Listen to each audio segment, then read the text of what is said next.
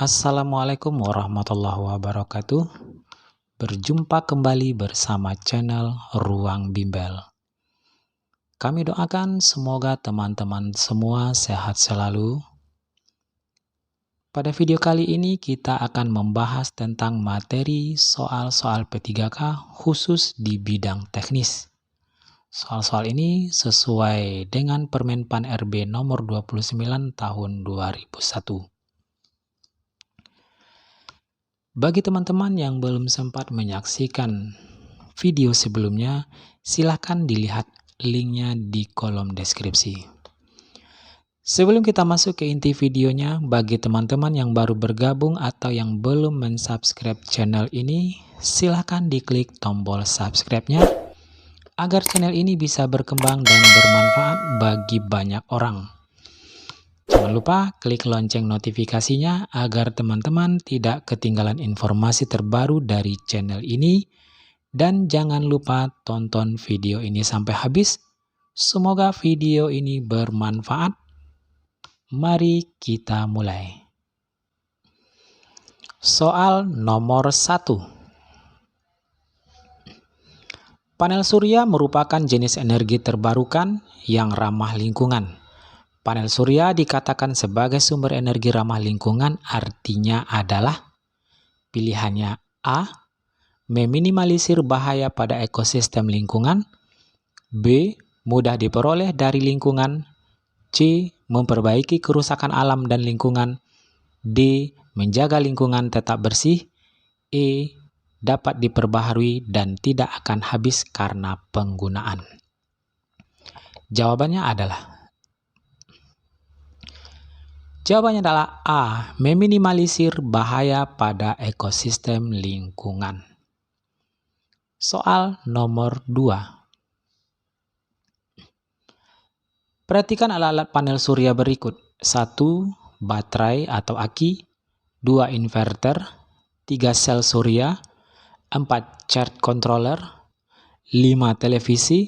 6. Panel surya. Pertanyaannya, alur perpindahan energi listrik yang terjadi pada panel surya sampai bisa digunakan untuk menyalakan televisi adalah? Yang ditanya adalah urutannya. Jawabannya adalah D. Dimulai dari 3, 6, 4, 1, 2, dan 5. Kita lihat, dimulai dari sel surya, panel surya, charge controller, baterai atau aki, inverter, dan sampai ke televisi. Soal nomor 3. Sebagai upaya mencari energi alternatif untuk pembangkit listrik, energi matahari sudah mulai digunakan. Alternatif pada kalimat ini memiliki arti. Yang ditanya alternatif itu artinya apa? Pilihannya A. Penambah. B. Lain. C. Pemelihara. D. Pengganti. E. Sumber. Kita lihat jawabannya. Jawabannya adalah pengganti. Alternatif itu artinya pengganti. Soal nomor 4. Untuk perubahan energi pada dinamo sepeda adalah pilihannya A. Energi kinetik, energi potensial, energi listrik. B. Energi gerak, energi kinetik, energi listrik. C. Energi kinetik, energi mekanik, energi listrik. D. Energi kinetik, energi listrik, energi cahaya. E. Energi kinetik, energi magnet, dan energi listrik. Kita lihat jawabannya. Jawabannya adalah D. Energi kinetik, energi listrik, dan energi cahaya. Kita lihat cara kerja dinamonya. Dinamo sepeda adalah generator sederhana yang mengubah energi gerak atau kinetik menjadi listrik. Perangkat dinamo sepeda digunakan untuk menyalakan lampu depan dan lampu belakang. Jadi perubahan energinya adalah mulai dari energi gerak atau kinetik menjadi listrik, dan menjadi cahaya. Soal nomor 5.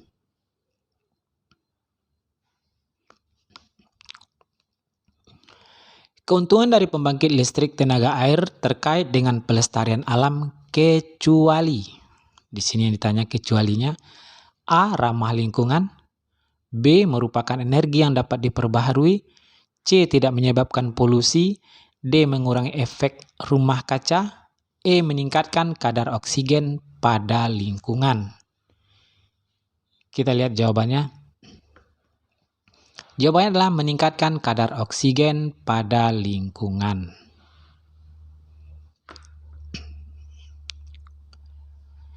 Penjelasannya, manfaat PLTA terkait pelestarian alam adalah ramah lingkungan, merupakan energi yang dapat diperbarui, tidak menyebabkan polusi, mengurangi efek rumah kaca.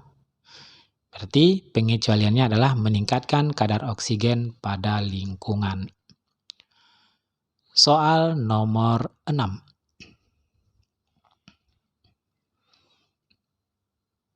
Bintang emas dan latar belakang warna hitam merupakan simbol Pancasila ke A1, B2, C3, D4, E5. Coba diingat, lambang-lambang Pancasila itu ada salah satunya bintang emas berlatar belakang hitam. Kita lihat jawabannya. Jawabannya adalah A, yaitu sila pertama. Kita lihat penjelasannya. Lambang atau simbol yang terdapat pada gambar burung Garuda, bintang sila pertama, rantai sila kedua, pohon beringin sila ketiga, kepala banteng sila keempat, padi dan kapas sila kelima. Itulah lambang-lambang yang ada pada sila-sila Pancasila. Soal nomor 7. Pohon beringin memiliki sulur yang banyak menggantung di rantingnya. Hal ini pada lambang ketiga Pancasila memiliki maksud. Yang ditanya di sini adalah sulur-sulur yang terurai di pohon beringin itu maksudnya apa? Pilihannya A. Sulur-sulur pada pohon beringin melambangkan suku, keturunan, dan agama yang berbeda-beda di Indonesia. Meski berbeda-beda, mereka tetap bersatu sebagai bangsa Indonesia di bawah lambang Pancasila. B. Sulur-sulur pada pohon beringin melambangkan tempat bergantungnya semua perbedaan.